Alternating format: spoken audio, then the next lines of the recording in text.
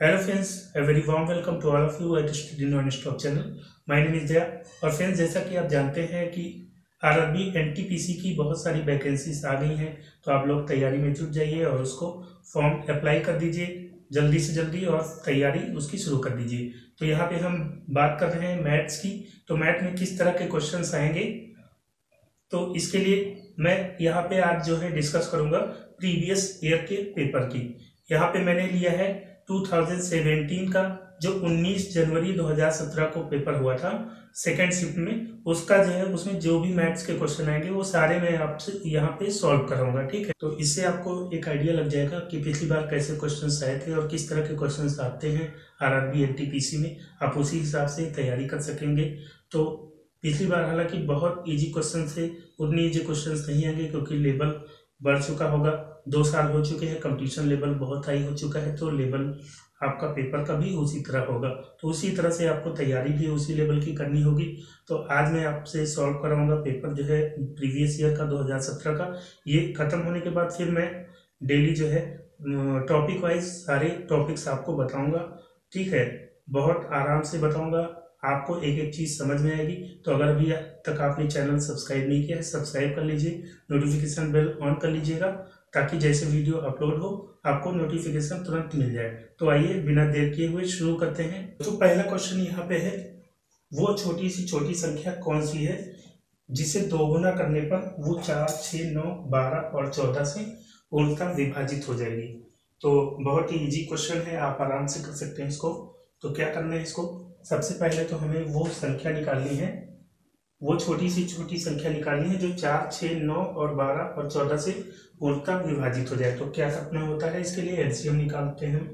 4, 6, 9, 12 और 14 का एलसीएम निकालेंगे तो 2 दूना 4, 2 3 6, 9 नहीं कटेगा, ऐसे उतार लेंगे, 2 6 12, 2 7 14, फिर 2 से 2 1 कम 2, 3 नहीं कटेगा, 9 नहीं कटेगा, 2 3 6 और 7 नहीं कटेगा।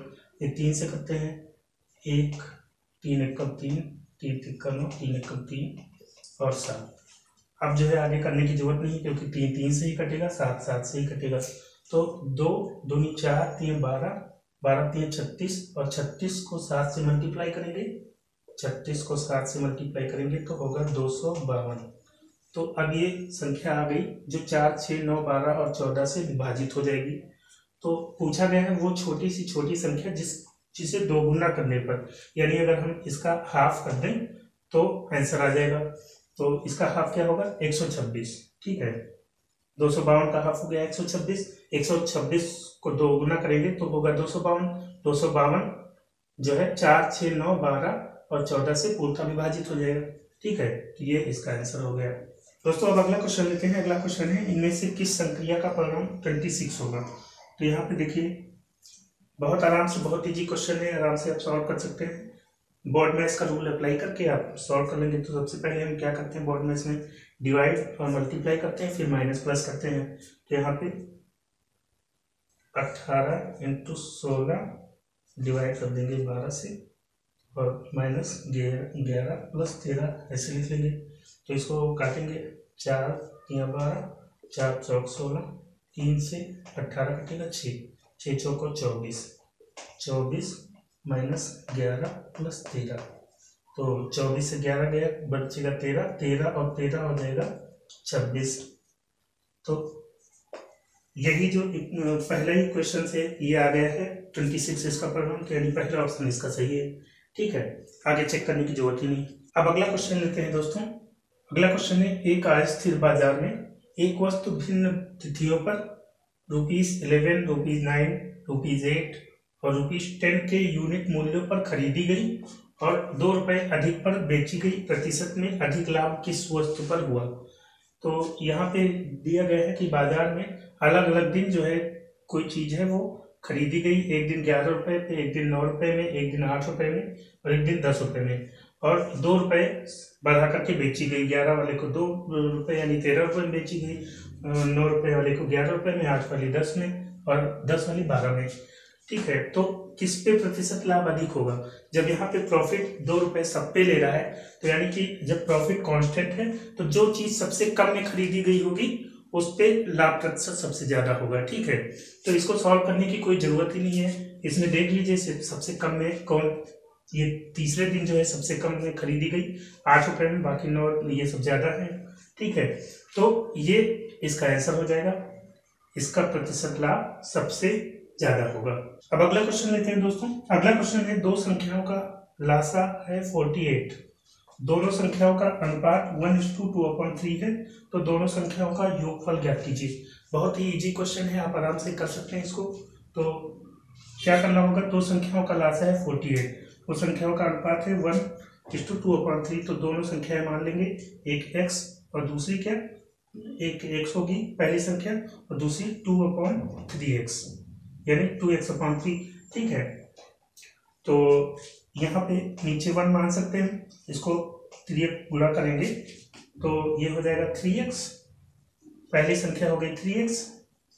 ठीक है, और दूसरी संख्या क्या हो गई, दूसरी संख्या हो गई 2x। तो यहाँ पे ये पहली संख्या है, दूसरी संख्या है, इनका एलसीएम क्या है, 3x और 2x का एलसीएम क्या होगा, जो कॉमन है उसको हम एक बार लिखेंगे और इसके अलावा जो बचेगा उसको हम सारे गुणनखंडों को लिख लेंगे। तो यहाँ पे 3 × 2 और ये कॉमन है x, तो इसको एक ही बार लिखेंगे। तो 3 दूनी 6x, 6x हो गया, 6x जो है इसका एलसीएम आ गया, किसका, इन संख्याओं का। एक संख्या है 3x, एक है 2x, और यहाँ पे दिया गया है दोनों संख्याओं का लासा कितना है 48, यानी 6x का जो वैल्यू है वो है 48। तो x की वैल्यू क्या होगी, 48/6, और यानी कि 8। x का मान आ गया 8। तो अब हम आराम से निकाल सकते हैं दोनों संख्याओं का योगफल। पहली संख्या क्या है 3 × x, तो 3 × 8 यानी 24, और दूसरी संख्या है 2 × 8 2x, तो ये हो गया 16। 24 + 16 कितना हो, 40। ठीक है, तो इसका आंसर हो जाएगा 40। दोस्तों अब अगला क्वेश्चन लेते हैं। अगला क्वेश्चन है, एक धनराशि साधारण ब्याज की वार्षिक दर पर 5 वर्ष के लिए निवेश की जाती है। यदि ब्याज की दर 2% अधिक होती तो 300 रुपए अधिक प्राप्त होते, तो निवेश की गई राशि कितनी थी। तो दोस्तों यहाँ पे 5 ईयर के लिए 2% अधिक अगर ब्याज होती, तो 2% अगर अधिक ब्याज होगा तो 5 साल में कितना होगा, 10%। ठीक है, तो अगर 10% अधिक अगर हमको मिलता तो वो कितना मिलता, 300 रुपये। तो 10% जो है कितने के बराबर है, 10% बराबर है 300 के। तो हमें धनराशि कितना चाहिए, 100% हम निकाल लेंगे, आराम से आ जाएगा। 10% पता है 300, तो 100% आराम से निकाल लेंगे। क्या करेंगे, 300 × 100/10। ठीक है, अब ये 300 को 10 से गुणा करेंगे, हो जाएगा 3000, यही आंसर हो जाएगा। तो वो धनराशि 3000 रुपये थी। दोस्तों अब अगला क्वेश्चन लेते हैं। अगला क्वेश्चन है, P एक काम को Q की अपेक्षा 4 गुना तेजी से करता है। काम को समाप्त करने में Q P की अपेक्षा 27 दिन अधिक लेता है। यदि वे दोनों एक साथ काम करें तो काम कितने दिनों में समाप्त हो जाएगा। तो ये भी बहुत आसान क्वेश्चन है, इसको सॉल्व करते हैं। तो यहाँ पे लेते हैं P और यहाँ पे Q। तो क्या दिया गया है, P Q की अपेक्षा 4 गुना तेजी से काम करता है, यानी कि P की एफिशिएंसी है 4 और Q की 1। तो इनकी टाइम रेशियो की बात करें तो जस्ट उल्टा हो जाएगा, 1:4। ठीक है, क्योंकि जो जिसकी इफिशियंसी ज़्यादा है, जो तेज काम करता है वो जल्दी काम खत्म कर लेगा, और जो धीमे काम करता है उसको टाइम लगेगा। तो यहाँ पे 1 जो है क्या दिया गया है, Q P की अपेक्षा 27 दिन अधिक लेता है, तो इसको जो है 27 दिन ज़्यादा लगता है, तो यहाँ पे 27 दिन ज़्यादा लगता है। और यहाँ पे अगर हम देखें टाइम की, इनको 4 लग रहा है अनुपात, इनको 1, इनके अनुपातों का अंतर कितना है, 3 यूनिट की वैल्यू क्या है, 27। तो 1 यूनिट की वैल्यू हो जाएगी कितनी, 27 को डिवाइड कर देंगे 3 से, 9 आ जाएगा। तो अब इसको कितना दिन लगेगा, इसको लगेगा 9 × 1 9 दिन, और इसको लगेगा टाइम कितना, 4 × 9 यानी 36 दिन। ठीक है, तो अब दिया गया है दोनों मिलके साथ में काम करें तो काम कितनी जल्दी हो जाएगा, कितने दिनों में हो जाएगा। तो यहाँ P का काम है 9 दिन और Q का है 36 दिन में करता है। इनका एलसीएम निकालेंगे तो होगा 36 और दोनों मिलके काम करेंगे तो इनकी इफिशियंसी कितनी है, 4 इसकी है और इसकी 1, दोनों मिला के कितनी है, 5। ठीक है, तो 36 को हम 5 से डिवाइड कर देंगे तो कितने दिन में काम खत्म हो जाएगा ये आ जाएगा।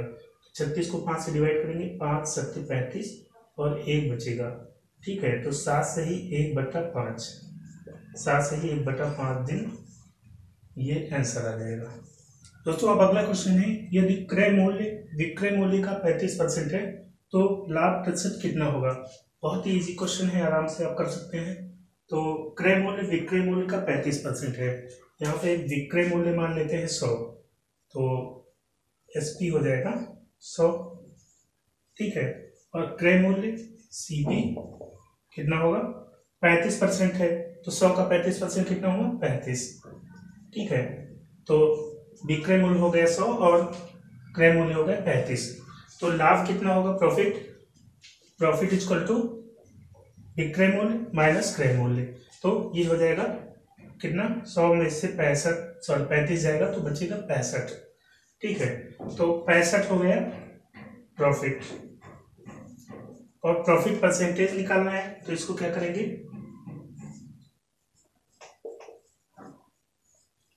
65 इंटू 100 यानी प्रॉफिट इंटू 100 अपॉन CP। ठीक है, CP कितना है, 35। तो इसको सॉल्व कर लेंगे, ये हो जाएगा 20 बार जाएगा, 5 से काटेंगे ये जाएगा 7 बार, और 65 को 20 से गुणा करेंगे तो 65 दूनी होता है 130 और ये 0 और लगेगा, और 7 से तो 1300 को 7 से डिवाइड करेंगे तो इसका आंसर होगा 185.71। ये इसका आंसर हो जाएगा। अगला क्वेश्चन लेते हैं। अगला क्वेश्चन है, कार की एक निश्चित दूरी को 66 किलोमीटर प्रति घंटे की चाल से 11 घंटों में तय करती है। कार Q इतने ही समय में कार P की अपेक्षा 242 किलोमीटर अधिक दूरी तय करती है। कार Q की औसत चाल ज्ञात कीजिए। तो यहाँ पे कार P कितनी देर में 66 किलोमीटर प्रति घंटा के हिसाब से 11 घंटों में दूरी तय करती है। तो दूरी कितनी आ जाएगी, दूरी बराबर चाल गुणे समय, तो दूरी हो गई 66 गुणे 11, तो 11 छक्के 66 और 11 छक्के 66 और 6 72, ये हो गया 726। ये 726 किलोमीटर दूरी हो गई। अब क्या कह रहा है कि कार P इतने ही समय में 11 घंटे में 242 किलोमीटर और चल लेती है, तो इसमें 242 हम और जोड़ देंगे तो कितना होगा, 6 2 8, 4 2 6, 7 2 9, ये हो गया 968। और टाइम कितना ले रही है, उतना ही समय ले रही है यानी 11 घंटे। तो हम इसकी स्पीड निकाल लेंगे, 968 डिवाइडेड बाई 11। ठीक है, तो 11 8 88, बचेगा कितना, 8 11 8 88, ये हो गया 88। यानी कि कार Q की चाल क्या है, औसत चाल है 88 किलोमीटर पर आवर। तो अब अगला क्वेश्चन लेते हैं। अगला क्वेश्चन है, बंटन का माध्य ज्ञात कीजिए। तो बंटन का माध्य कैसे ज्ञात करते हैं, पहले हम इन सभी संख्याओं को आपस में जोड़ लेंगे।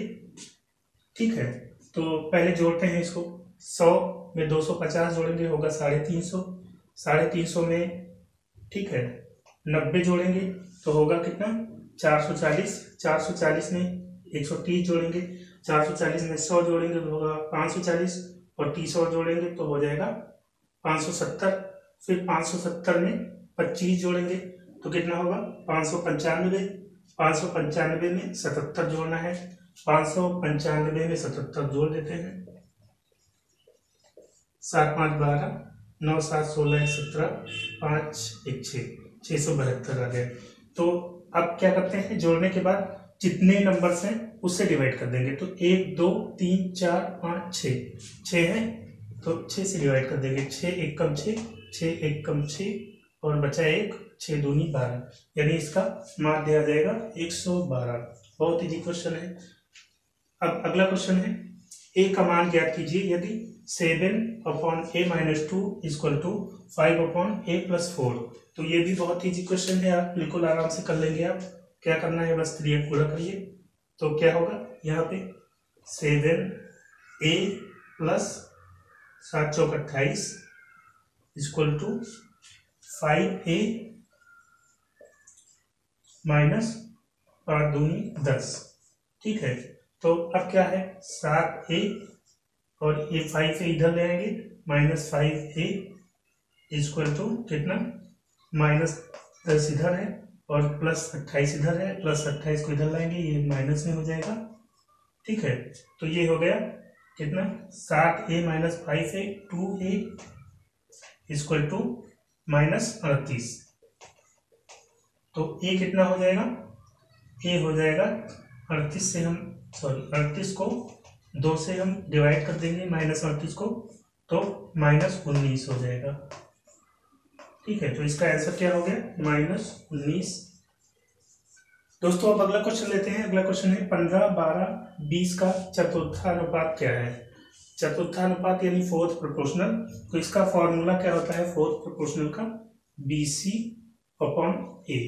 तो यहाँ पे ये A है, ये B है और ये C है और हमें चतुर्थानुपात निकालना है। तो यहाँ पे वैल्यू पुट कर देंगे। B कितना है 12, C कितना है 20, 12 × 20/A 15। ठीक है, तो 12 दूनी 24 यानी 240 डिवाइडेड बाय 15। तो 15 से काट देंगे इसको, 15 एकम 15 बचेगा 9, 15 छक्के 90। तो ये हो जाएगा 16। तो इसका फोर्थ प्रोपोर्शनल 15, 12, 20 का कितना होगा 16।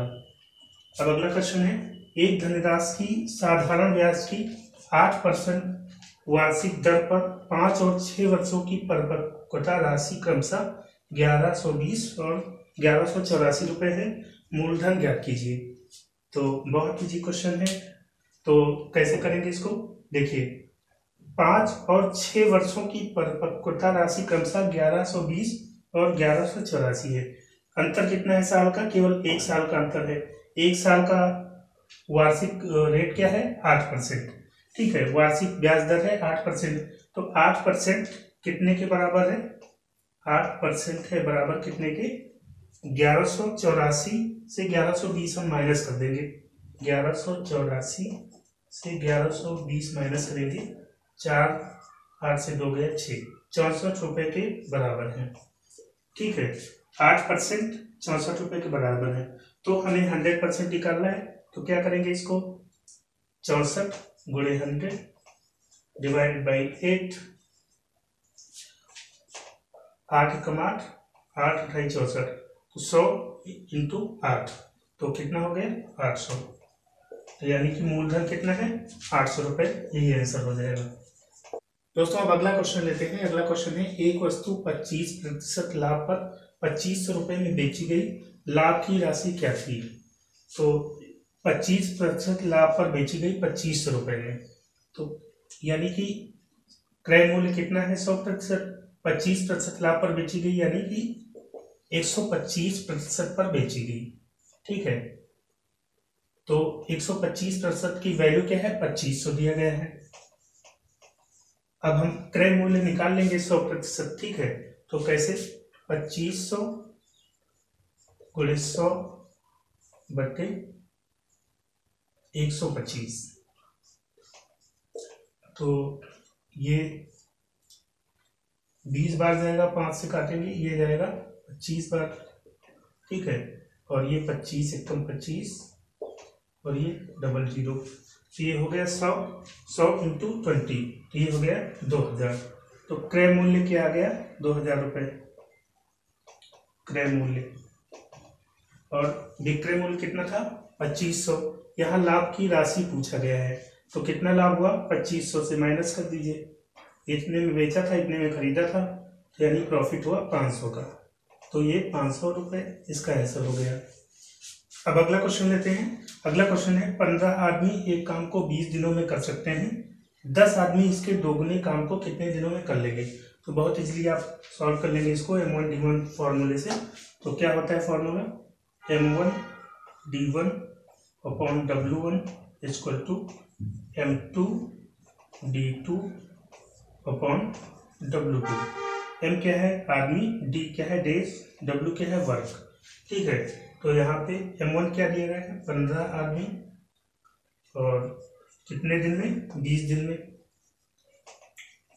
और काम कितना है 1,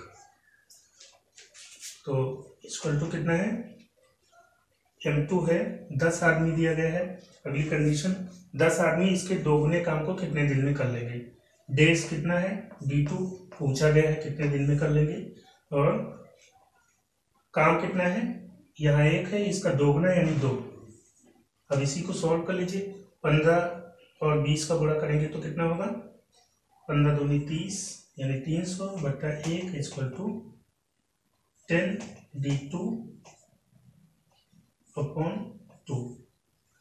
तो क्रिया गुणा करेंगे तो 300 दूनी हो गया 600 बराबर 10 D2। तो D2 कितना हो जाएगा 600 को हम 10 से भाग कर देंगे यानी कि 60। ये 60 दिन में आंसर आ जाएगा। तो 10 आदमी इसके दोगुने काम को 60 दिन में खत्म कर देंगे।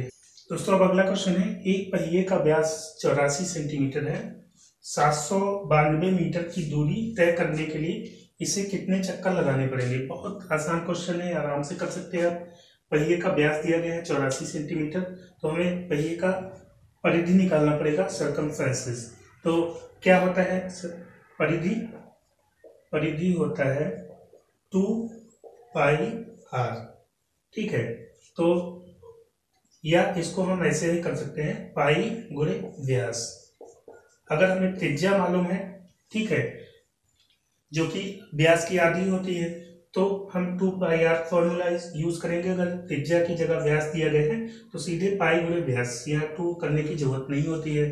तो यहाँ पे पाई 22/7 गुणे व्यास कितना है 84, 7 से 84 को काटेंगे, 7 एकम 7, 7 दूनी 14, कितना हो गया 12 दूनी 24, 12 दूनी 24 तो 26, 264। ठीक है, ये आ गई इसकी परिधि सेंटीमीटर। अब बताया गया है कि 792 मीटर की दूरी तय करने के लिए इसे कितने चक्कर लगाने पड़ेंगे। तो 792 मीटर है, इसको भी हम सेंटीमीटर में चेंज कर लेते हैं। ठीक है, तो कितना हो गया 792, 100 से गुणा करेंगे, डबल 0 लग जाएगा, 264 से इसको भाग कर देंगे। तो 264 से 792 को भाग करेंगे तो ये 3 बार जाएगा, 264 एकम 264 और 3 बार जाएगा। ठीक है, तो ये हो गया 3 और ये डबल 0 उतार लेंगे, तो ये हो गया 300, यानी कि इस पहिए को कितने चक्कर लगाने पड़ेंगे 300 चक्कर। यही हमारा आंसर हो जाएगा। तो दोस्तों वीडियो को मैं यहीं पे समाप्त करता हूं क्योंकि वीडियो काफी लंबा हो गया है, और जो क्वेश्चन बचे हुए हैं उसको मैं कल जो है अपलोड कर दूंगा। जो इस पेपर के क्वेश्चन जितने भी मैथ के बचे हुए हैं सारे क्वेश्चन मैं कल करा दूंगा। ठीक है, तो उम्मीद करता हूं आपको वीडियो पसंद आया होगा। अगर वीडियो अच्छा लगा हो तो लाइक और शेयर करिएगा, और जिन दोस्तों ने अभी तक चैनल को सब्सक्राइब नहीं किया है सब्सक्राइब कर लीजिए और नोटिफिकेशन बेल ऑन कर लीजिएगा, ताकि जैसे ही मैं वीडियो अपलोड करूँ उसका नोटिफिकेशन आपको तुरंत मिल जाए। ठीक है, तो मिलते हैं नेक्स्ट वीडियो में, तब तक के लिए goodbye and take care.